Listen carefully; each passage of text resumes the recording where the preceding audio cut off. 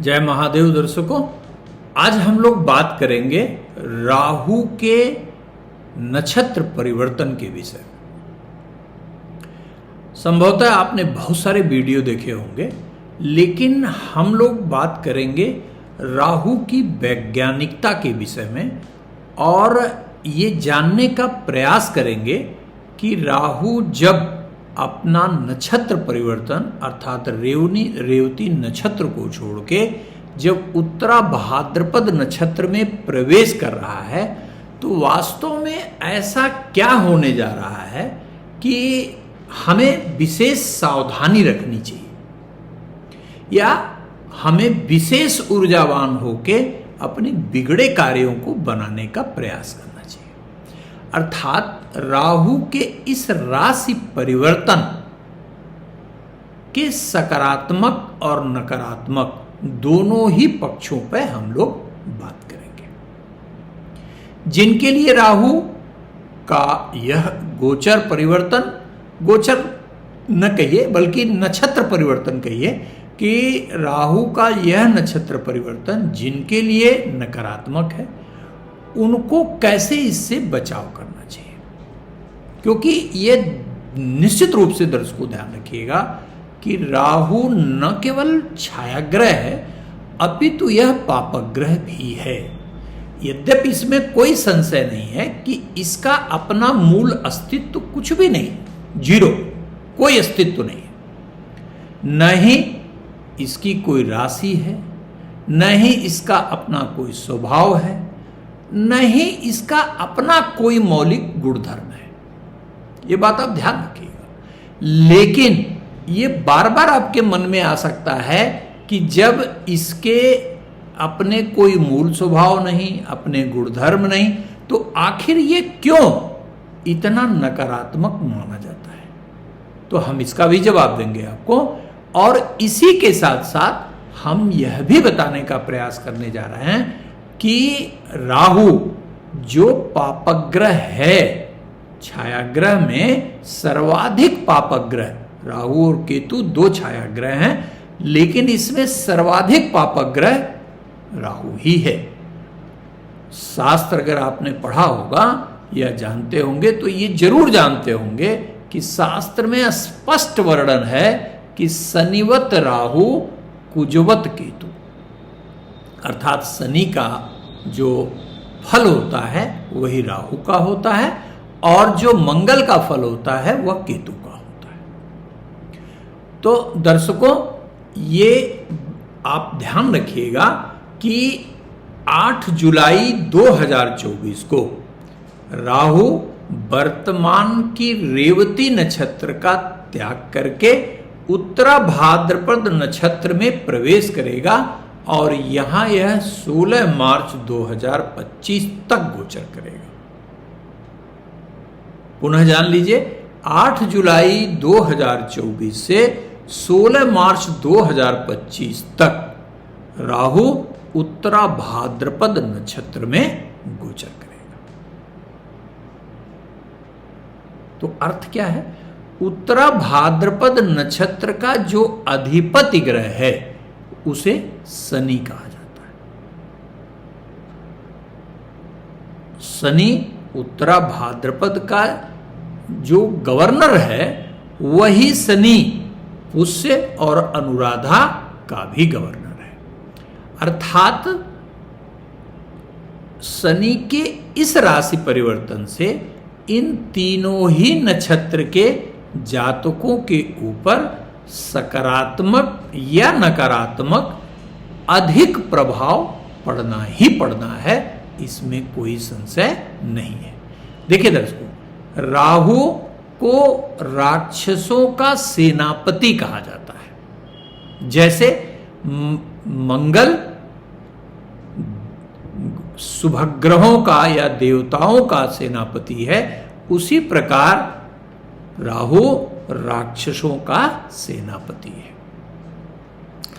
जब यह शनि के नक्षत्र में आता है तो मित्र के नक्षत्र में जाकर इसका भावबल बढ़ जाता है। अर्थात मित्र के घर में यह पूर्ण आनंदित अवस्था, प्रसन्न अवस्था में रहता है, जिसके कारण यह स्वयं को और अधिक बलवान समझता है। और जन्म कुंडली में राहु की स्थिति के अनुसार उसके फल में वृद्धि होने लगती है। लेकिन हमारे वे दर्शकगण जो मान लीजिए ज्योतिष बहुत नहीं जानते आपको सिर्फ अपने से लेना देना है कि मेरी यह राशि है या मेरा ये लग्न है और मेरे ऊपर क्या प्रभाव पड़ेगा। तो आपको सदैव ध्यान रखना होगा कि यदि आपकी जन्म कुंडली में, ये ध्यान से सुनिएगा, यदि आपकी जन्म कुंडली में राहु तीसरे भाव में है, छठे भाव में है, एकादश भाव में है, दसम भाव में है, नवम भाव में है, तो निश्चित रूप से आपके लिए किसी भी प्रकार की चिंता करने की आवश्यकता नहीं कही जाएगी। एक बात।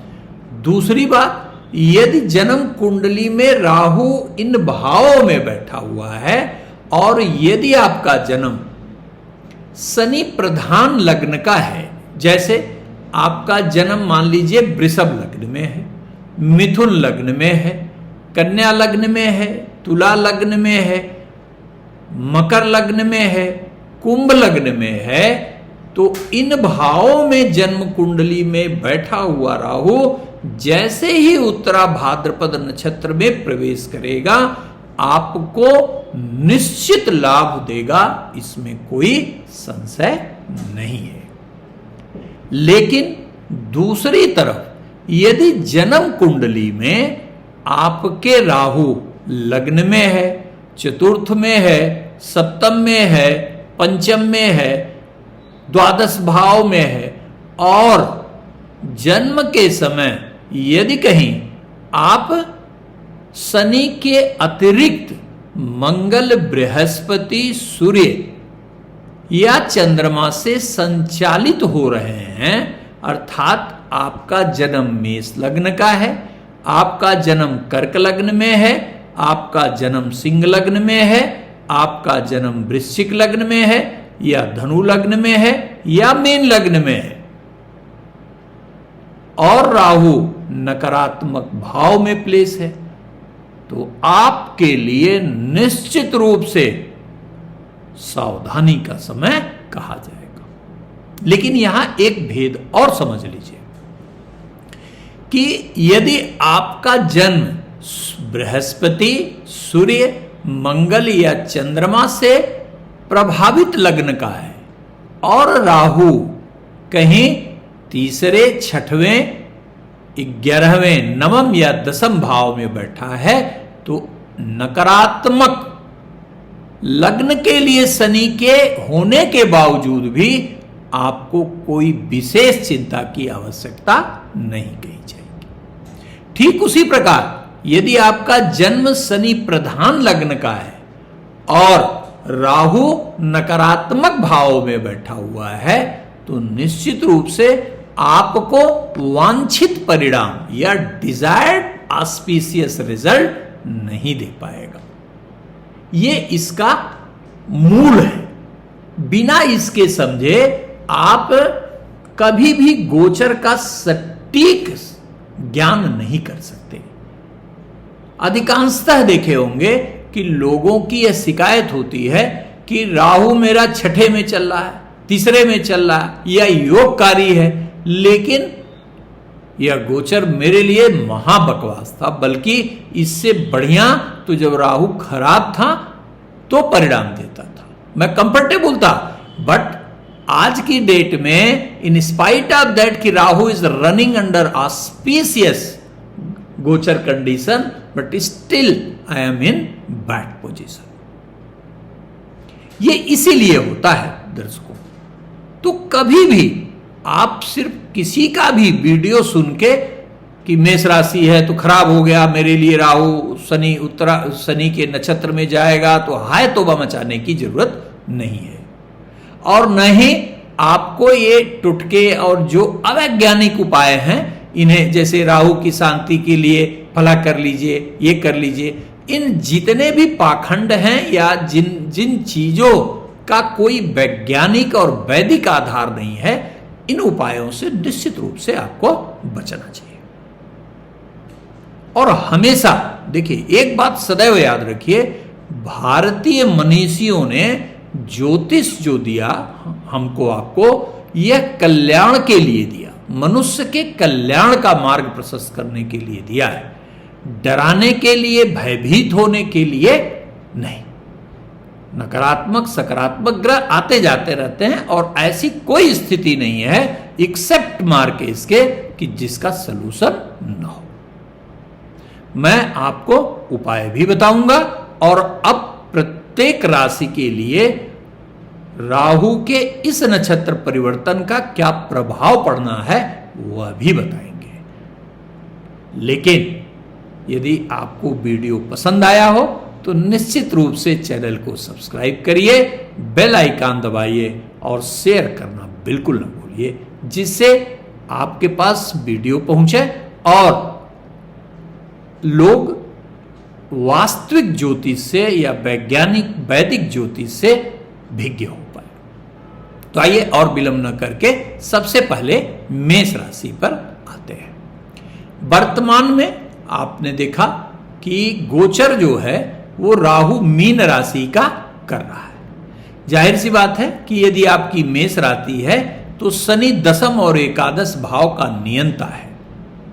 तो यदि आपकी जन्म कुंडली में राहु की अवस्था बेहतर है तो भी इससे आपको बचने की आवश्यकता कही जाएगी, क्योंकि ओवरऑल आपकी राशि के लिए शनि अकारक ग्रह की स्थिति में आता है या तटस्थ ग्रह की श्रेणी में आता है। यदि जन्म कुंडली में शनि की स्थिति ठीक है तो समय सामान्य रूप से बीत जाएगा। लेकिन यदि जन्म कुंडली में शनि भी नकारात्मक है या मारक की स्थिति में बैठा हुआ है तो ये जो समय है राहु का उत्तराभाद्र नक्षत्र पद में गोचर निश्चित रूप से मानसिक पीड़ा देगा, आवश्यकता से अधिक खर्च देगा, बदनामी देगा, परिवार में असंतोष देगा और निरर्थक यात्राएं कराएगा और अनिद्रा की शिकायत भी दे सकता है, एंजाइटी बढ़ा सकता है आपका। तो अगर यह स्थिति है तो क्या करना है आपको? देखिए दर्शकों, राहु के शनि के नक्षत्र में गोचर करने से बहुत घबराने की आवश्यकता नहीं है। इनके महापिता महादेव को कहा जाता है। शनि भी भगवान शिव का दास है और राक्षसों के इष्ट देव स्वयं भगवान शिव ही है। तो इसलिए कुछ नहीं करना आपको, बस नियम से भगवान भास्कर को एक लोटा जल दीजिए और नियमित रूप से एक माला महामृत्युंजय का पढ़िए। अच्छा, यहां एक बात और बता दें आपको कि बहुत लोग जो है महामृत्युंजय जो है वो बीज मंत्र के साथ भी पढ़ते हैं। तो देखिए दर्शकों, बीज मंत्र जो लगाया जाता है वो भिन्न भिन्न उद्देश्य के लिए लगाया जाता है, लेकिन वास्तव में महामृत्युंजय जो मंत्र है वह ओम त्र्यंबकम यजामहे सुगंधिम पुष्टिवर्धनम उर्वारुकमीव बंधनान मृत्युर्मोक्षीयमृता, यही है।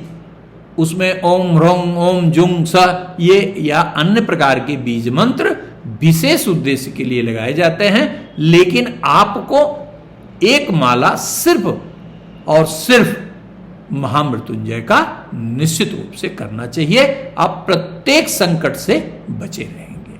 वृषभ राशि, आपके लिए राहु का गोचर न केवल अनुकूल है अपितु शनि आपकी राशि के लिए परम योगकारी ग्रह बनता है, जिसके नाते राहु का उत्तरा भाद्रपद नक्षत्र का गोचर आपको निश्चित रूप से कल्याणकारी परिणाम प्रदान कराने वाला सिद्ध होगा।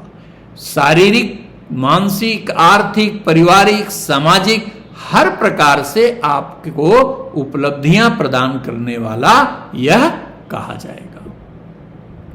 ऐसे ऐसे कार्य आप करेंगे जिसकी कभी कल्पना भी आपने नहीं किया होगा। इतना साहस, चुनौतीपूर्ण कार्यों में निश्चित रूप से आपको सफलता मिलेगी। विवाद में निश्चित रूप से आप सफल होंगे। तो किसी उपाय की आवश्यकता नहीं आपको, इसलिए आप निश्चिंतता पूर्वक पूरी ऊर्जा से अपना काम करिए। मिथुन राशि के लिए दशमस्त राहु का गोचर निश्चित रूप से कल्याणकारी कहा जाएगा और आपकी राशि से शनि की जो स्थिति है वो निश्चित रूप से अष्टम और नवम दोनों का नेतृत्व करता है, लेकिन आपके लग्न में त्रिकोण का नेतृत्व करने के कारण इसे अष्टम का दोष नहीं लगता, इसलिए आपके लिए भी यह लाभकारी कहा जाएगा। और मुख्य रूप से भाग्य के सहयोग से आपके बिगड़े हुए कार्य बनेंगे।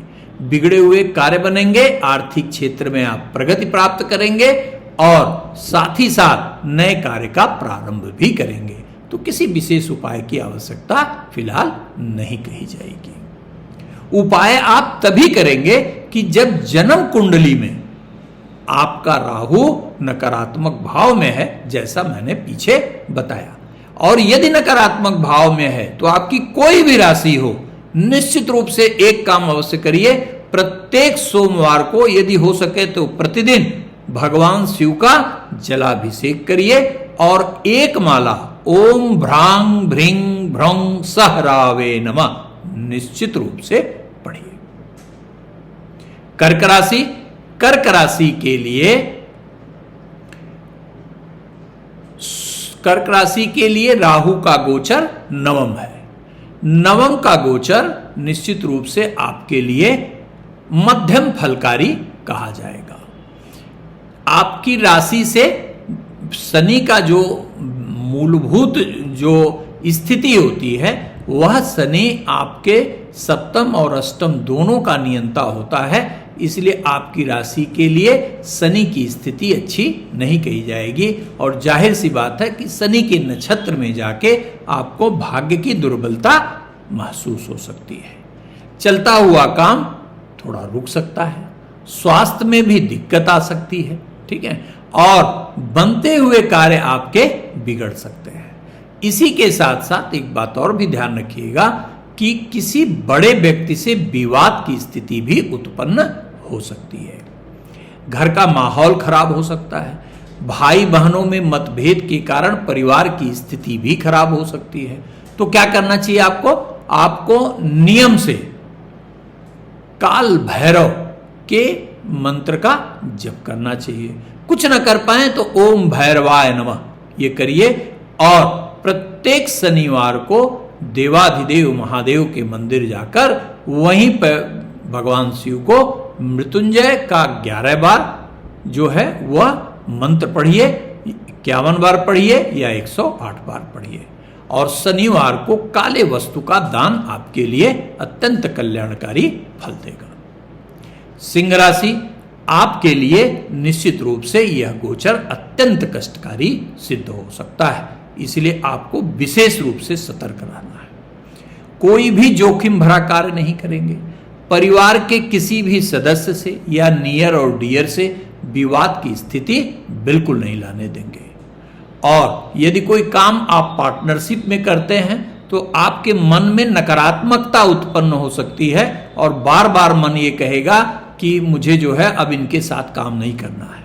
बिल्कुल आप साइलेंट रहिए और तेज वाहन बिल्कुल नहीं चलाइएगा। और यदि कहीं जन्म कुंडली के अनुसार राहु या शनि नकारात्मक होकर बैठे हुए हैं और उनकी दशा भी नकारात्मक है तो महामृत्युंजय न केवल आप अपने पढ़िए अपितु यदि हो सके तो न्यूनतम 24,000 महामृत्युंजय का जप करा लीजिए या देवाधिदेव महादेव के महाकालेश्वर ज्योतिर्लिंग का दर्शन अवश्य कर लीजिए।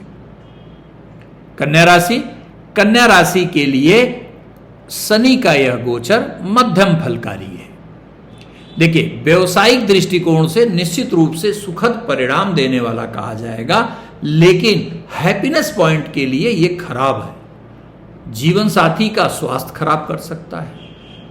चलते हुए कार्यों में आपको अड़ंगा देगा जरूर, मानसिक तनाव देगा, लेकिन लाभ जरूर देगा। यात्राएं बहुत कराएगा।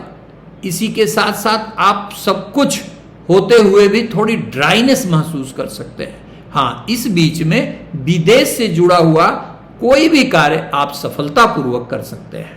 और यदि एक्सपोर्ट इंपोर्ट का आप काम करते हैं, चमड़े का काम विशेष रूप से करते हैं, लोहे का काम करते हैं या अल्कोहल से संबंधित काम करते हैं, तो बेहद आर्थिक लाभ की स्थिति यह बनाने वाला कहा जाएगा। लेकिन जीवन साथी के स्वास्थ्य पर विशेष रूप से ध्यान देंगे। और यदि आप कहीं रिलेशनशिप में हैं तो अपने मित्र की भावनाओं का विशेष ख्याल रखेंगे, अन्यथा गहरा विवाद उत्पन्न करके ये संबंधों में बिखराव भी ला सकता है। ये जरूर ध्यान रखिएगा। इसके बाद तुला राशि। तुला राशि के लिए शनि का योगकारी अवस्था और राहु का छठे भाव का गोचर और पुनः राहु का शनि के नक्षत्र में प्रवेश स्वर्णिम समय की सूचना देता है। यह हर प्रकार के, यदि आप विद्यार्थी हैं और विशेष रूप से प्रतियोगी विद्यार्थी हैं, शासन प्रशासन से संबंधित या किसी भी प्रकार के नौकरी की तलाश कर रहे हैं, तो यह मनोकामना सिद्ध करने वाला गोचर कहा जाएगा। लंबे समय से संतान का प्रयास कर रहे थे लेकिन संतान नहीं हो पा रही थी, फैमिली आगे नहीं बढ़ पा रही थी, तो निश्चित रूप से यह सुंदर सुअवसर प्रदान करने वाला कहा जाएगा। नाम बढ़ेगा, प्रसिद्धि बढ़ेगी, घर में मान सम्मान आपका बढ़ेगा, आर्थिक क्षेत्र में विकास होगा। लेकिन यदि संतान है तो उससे वाद विवाद या बहुत आदेशात्मक रूप से व्यवहार नहीं रखेंगे, डिक्टेटरशिप बिल्कुल नहीं रखेंगे, अन्यथा लंबा गहरा विवाद की स्थिति बन सकती है। लेकिन रुके हुए काम हो, अदालत में कोई मुकदमा आपका पेंडिंग हो, कोई लंबे समय से विवाद चला आ रहा हो, शत्रुओं के द्वारा आप पीड़ित रहे हो या बार बार आपके कार्य में विघ्न आ रहा हो, तो यह स्वतः ही समाप्त कर देगा। इसलिए आपको किसी उपाय की आवश्यकता नहीं कही जाएगी। इसके पश्चात वृश्चिक राशि। वृश्चिक राशि के लिए राहु का यह गोचर थोड़ा मध्यम फलकारी अवश्य कहा जाएगा। मुख्य रूप से यह गोचर आपके लिए संतान पक्ष से थोड़ा जहां तनाव देगा, वहीं पर प्रसिद्धि के दृष्टिकोण से भी यह अच्छा नहीं कहा जाएगा। अनावश्यक जो काम आपने नहीं किया है वह भी तोहमत या दाग जो है वो आपके ऊपर लग सकता है। तो इसलिए चाल चरित्र पर विशेष रूप से ध्यान रखेंगे। और यदि कहीं आप कंसल्टेंसी का कोई काम करते हैं तो बड़े सावधानी से इस समय को निकालेंगे, बिना अपने सुनिश्चित हुए किसी को भी कोई नकारात्मक राय या असमंजस की स्थिति में कोई राय नहीं देंगे। ये जरूर ध्यान रखिएगा।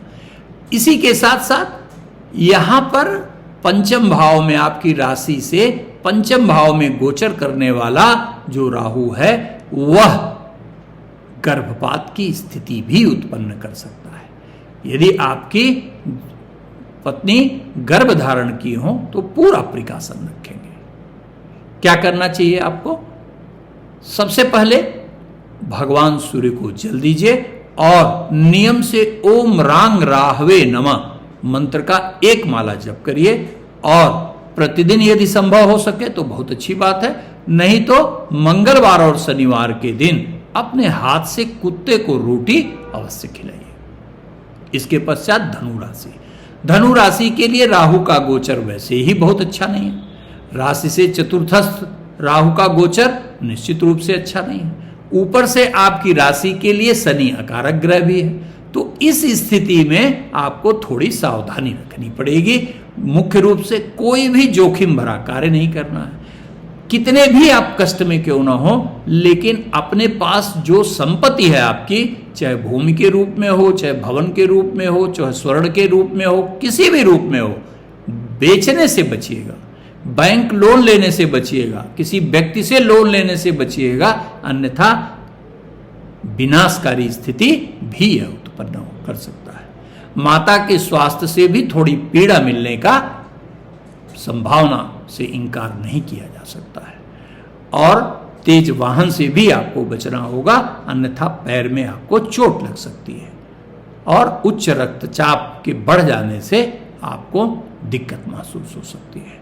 प्रतिदिन आप भगवान सूर्य को जल देकर हनुमान जी के बजरंग बाण का 3 पाठ करिए और प्रत्येक सोमवार को महादेव के मंदिर जाकर भगवान शिव का दूध से अभिषेक करिए और उनको मृत्युंजय मंत्र सुनाइए। आराम से समय आपका निकलेगा। इसके पश्चात मकर राशि। मकर राशि के लिए शनि परम योगकारी ग्रह है और तीसरे भाव में राहु का गोचर अत्यंत कल्याणकारी परिणाम प्रदान करने वाला है। मतलब यह कहिए कि जो बंद भाग्य का दरवाजा था उसे यह खोलने का कार्य करेगा। आपके अंदर साहस का विकास करेगा, ऊर्जा का संचार करेगा। जो लोग कभी आपसे बात करने में बहुत इंटरेस्टेड नहीं थे, देखिएगा वो जबरदस्ती आपके करीब आने की कोशिश करेंगे। मान सम्मान बढ़ाएगा, आपको पहचान देगा। ये बेहतरीन समय है जब आपके कार्यों को पहचाना जाएगा। नौकरी की तलाश है तो उसके लिए भी यह उत्तम परिणाम प्रदान करने वाला ग्रह कहा जाएगा, गोचर कहा जाएगा। इसलिए सभी प्रकार से कल्याणकारी यह गोचर है, इसलिए आपको किसी उपाय की आवश्यकता दिखाई नहीं देती है। कुंभ राशि। कुंभ राशि के लिए राहु द्वितीय भाव में गोचर कर रहा है। द्वितीय भाव में गोचर भले ही कर रहा हो, जो बहुत अच्छा नहीं है, लेकिन चूंकि आपकी राशि कुंभ है, आपकी 7.5 भी चल रही है और राहु भी शनि के नक्षत्र में है, इसलिए राहु शनि के तुल्य फल प्रदान करेगा। ये जरूर ध्यान रखिएगा। यदि जन्म कुंडली में यह योगकारी है तो समय आराम से लाभकारी जो है परिणाम देता हुआ बीतेगा। लेकिन यदि नकारात्मक है तो आपको एक काम अवश्य करना पड़ेगा। वह क्या है कि आपको नियम से राहु के किसी भी मंत्र का, बल्कि सबसे प्रभावकारी और सहज मंत्र है ओम भ्रांग भ्रिंग भ्रौं सह रावे नमः। इस मंत्र का एक माला जप करिए। कोशिश ये करिए कि सूर्यास्त के बाद समय निकालकर इसे किया जाए, पहली बात। दूसरा, परिवार में बिखराव की स्थिति भी ये पैदा कर सकता है, तो इसलिए आप कभी भी परिवार में बहुत किसी के तरफ न बायस्ड हो और न ही मतलब किसी से दुराव रखें। समता का व्यवहार आपके लिए अत्यंत आवश्यक है। अचानक धन हानि की भी कोशिश ये करेगा। तो क्या करना है आपको नियम से, यदि आप विष्णु सहस्त्र नाम पढ़ पाएं तो सर्वथा ही कल्याणकारी कहा जाएगा। लेकिन यदि नहीं पढ़ पाते हैं तो आपको रुद्राष्टकम का एक पाठ बड़ा बेहतर परिणाम प्रदान करेगा। मीन राशि, आपको थोड़ी सावधानी रखनी होगी। यदि आपके जन्म के समय शनि अकारक है तो विशेष रूप से आपको अपने स्वास्थ्य पर और आपके मर्यादा पर, अपनी प्रतिष्ठा पर विशेष रूप से ध्यान देना होगा, अन्यथा स्वास्थ्य भी बाधित होगा, आपकी मर्यादा भी दूषित हो सकती है। ये जरूर ध्यान रखिएगा। इसी के साथ साथ आपकी राशि पर गोचर करने वाला यह राहु आपको उद्विग्नता देगा। आप कभी सोचेंगे कि भाई हम जो काम हम बड़े सहजता पूर्वक कर लेते थे, अब इस समय क्यों नहीं कर पा रहे हैं। कोई कारण नहीं जानेंगे आप, कोई कारण समझ में नहीं आएगा, लेकिन अजीब असमंजस की स्थिति यह बनाएगा। मानसिक रूप से नियंत्रण को भी दुर्बल बनाता है और दुर्घटनाएं देता है, रोग का संचार करने लगता है, व्यय को इतना बढ़ा देगा कि जिससे आपकी स्थिति, आर्थिक स्थिति डवाडोल हो जाए। जीवन साथी से भी मतभेद की स्थिति उत्पन्न करेगा। लंबी यात्राओं में दुख पैदा कर सकता है, छोटा मोटा चोट लगा सकता है, आर्थिक हानि जो है वो पहुंचा सकता है। इस स्थिति से बचाव के लिए करना क्या है आपको कि आपको प्रतिदिन भगवान सूर्य को जल देना है और ओम ब्रिंग बृहस्पतये नमः मंत्र का एक माला अवश्य जप करिए और ठीक उसके बाद ओम नमः शिवाय का एक माला जप करिए। और प्रत्येक बृहस्पतिवार को भगवान नारायण के मंदिर जाइए और पीले पुष्प की माला उनको अर्पित करिए और वहीं मंदिर में खड़े खड़े जो है भगवान विष्णु के या भगवान गुरु के एक किसी भी मंत्र, ओम ग्रांग ग्रिंग ग्रोंग सह गुरुवे नमः, ओम ब्रिंग बृहस्पतये नमः, किसी भी मंत्र का 108 बार जप करिए। निश्चित रूप से नकारात्मकता न्यूनता को प्राप्त करेगी। धन्यवाद।